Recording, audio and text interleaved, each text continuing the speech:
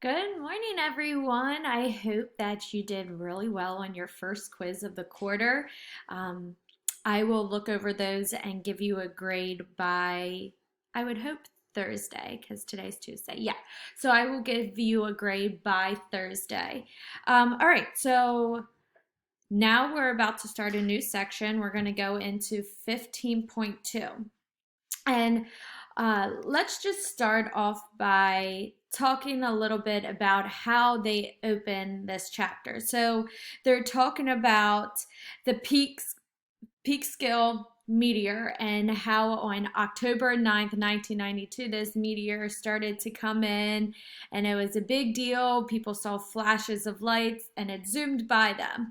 Well, you might be asking, well, why does this have anything to do with physical science? Well, when we look at this meteor, you have to think that there's so much energy that is being used in this meteor. So we see that it definitely has kinetic energy because it is moving, but there's different forms of energy that this meteor is using.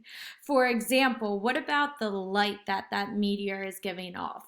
Remember, if we go back in the last section, there was different forms of energy that we could use.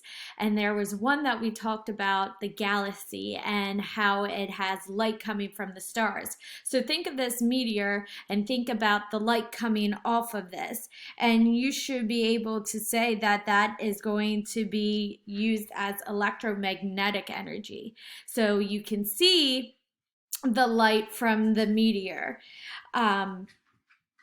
Then you can also see the heat. As this meteor is flying through the air, it's going to have some type of friction due to the air resistance, and we know that friction is going to be thermal energy. So we have kinetic energy, we have electromagnetic energy, and we have thermal energy all in this meteor. So the process of changing energy from one form to another is called energy conversion. Remember, energy can be transferred from one form to another. We just talked about the meteor, how we had kinetic energy, electromagnetic energy, and we had thermal. Well, if we look at light bulbs, we can see that they start as electrical energy. Remember, when we're looking at electrical energy, we're looking at electrical charges. And one of the examples that we use for electrical energy is electricity. So we have to have electricity to use a light bulb. And then it turns into thermal. So thermal, we're getting that heat, and then electromagnetic energy. Why are we getting electromagnetic energy? Is because we can see the light from the light bulb. I really want to go into detail about lighting a match, and you can turn to your book, and it's on page 454. And I'm just going to read what it talks about, and then we'll go to the bulletin points that I want to pick out for you guys. So on the bottom of 454, you can see the picture of the match. It says, in some cases, energy is converted from one form into another in a series of steps. The striking of a match shown in figure 10 is a good example. In lighting a match, your muscle uses chemical energy, moving your hand to strike the match against a rough area on the matchbox. So we move our arm. So in order for us to move our arm, we have to have a chemical reaction. And then it goes, friction between the match and the matchbox converts some of the match's kinetic energy into thermal energy. Remember, if we have some type of friction, we're going to have thermal energy. So as we strike that match along the matchbox, we're having some type of friction, which is going to be using some thermal energy. Then it goes in to say that the thermal energy triggers a chemical reaction on the match tip. So at the end of the tip, there's going to be a chemical reaction that happens due to the striking of the match. It releases some of the match's stored chemical energy. That stored chemical energy is converted into thermal energy and then electromagnetic energy in the flame. So remember, if we're feeling some type of heat, that's going to be thermal. And then we have electromagnetic because we can see the flame. It has that bright light. All right, let's move on to the next slide. So, law of conservation of energy. This is one of the biggest laws, and I think one of the most important laws of science. So, this law states that energy cannot be created or destroyed. So, once you have energy and it is in a closed system, the closed system beginning energy will be the same amount at the end. So you cannot get rid of that energy. It cannot be created and you cannot add some more in. It is just known that energy cannot be created or destroyed. Now remember, we just talked about for the last two slides that energy can be converted into one form and another, but it can never be destroyed. All right, so I want to bring up the example in the book of the bicycle. And so we're riding our bike and we're pedaling away, and then all of a sudden we decide to just kick our feet out and no longer pedal. Well, what is going to happen to that bike? So we kick our feet out, we're on a flat surface. That bike is going to end up slowing down and stopping. Well, you might be asking yourself, well, Ms. Scott, didn't you just tell me that energy cannot be created or destroyed? And if I'm slowing down, doesn't it mean that the energy was destroyed? No. So what ends up happening is the friction turns kinetic energy into thermal energy. So it's just transferring into another form of energy. So friction, remember, as we were talking about, friction slows down an object.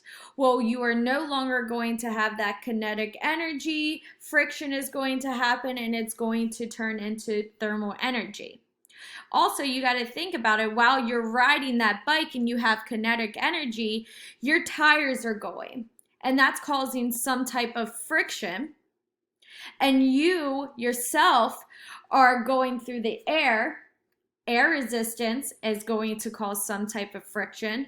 So your body is getting some type of thermal energy along the way. So we looked at friction in past chapters when we were talking about efficiency. And remember, work input is always going to be greater than work output because of friction. So major cause of energy consumption is going to be due to some type of friction. All right, so I want to look at some energy conversions. Jumped ahead. So when we look at energy conversions, the most common is going to be potential energy to kinetic energy. Well, that means gravitational potential energy of an object is converted to kinetic energy as the motion of the object falls. So that's a good example. And out of the book, they use the example of the seagull. And you can find this example on page 456. And we're going to use this example and we're going to go into a little bit of detail about how we get potential energy and how we get kinetic energy when we look at a seagull. So you can see in the picture, the seagull is going to go pick up something to eat. And that little object is going to be an oyster. So it picks up the oyster and it can't break it with its beak. So what it's going to do is fly up and it's going to move up and hold this oyster in the mouth.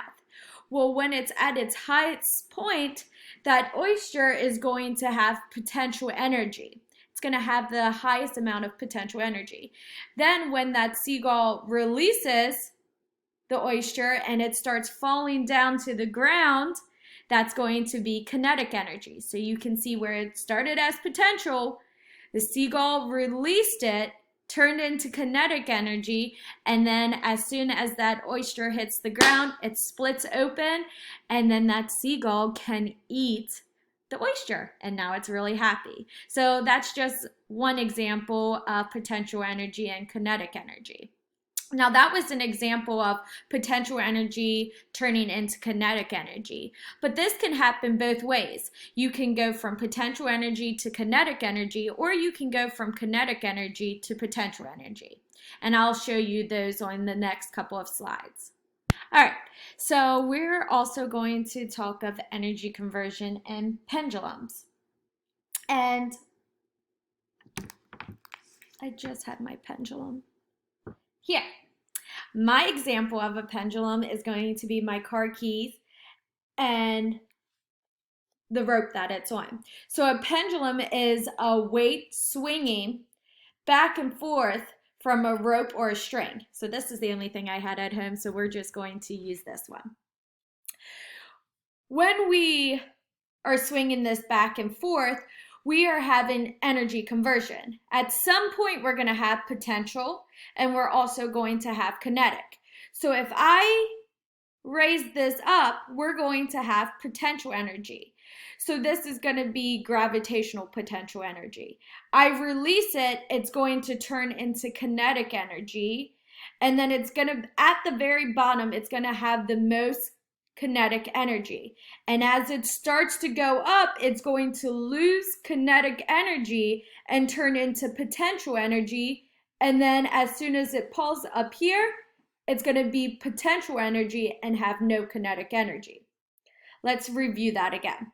So I bring it up here, it has potential energy. It has no kinetic energy. As I release it and it swings down, it is losing its potential energy and turning into kinetic energy. At the very bottom, it is going to have no potential energy, and it's going to be its max kinetic energy. Then as it starts to go up, it's going to lose its kinetic energy and turn into potential energy. And then when it pauses at the top, it's going to have its max potential energy. So it's going from kinetic energy to potential energy, back and forth, potential to kinetic, potential to kinetic. I hope that helps with the pendulum. All right, the last thing that I want to go over for today is the example of the pole vault. And you can find this example on 457. So what I want you to look at is this picture to the right, and it shows an example of the person performing a pole vault. What you can't see is the very beginning when that person is holding the pole up and they start running down. So as they are running, they have kinetic energy. Then they put that pole into the ground and they kind of lean back. That is going to be elastic potential energy. So when the pole hits the ground, it digs in, kind of flings them back, and that is going to be elastic potential energy. Then their elastic potential energy, as they move forward, is going to sling them forward, turning into kinetic energy, and they go up. As they go up, some of that kinetic energy is going to turn into gravitational potential energy. And when they just get over the bar and they're kind of paused in the air, that is where they're going to have their max gravitational potential energy. Then it turns into kinetic energy as they fall down.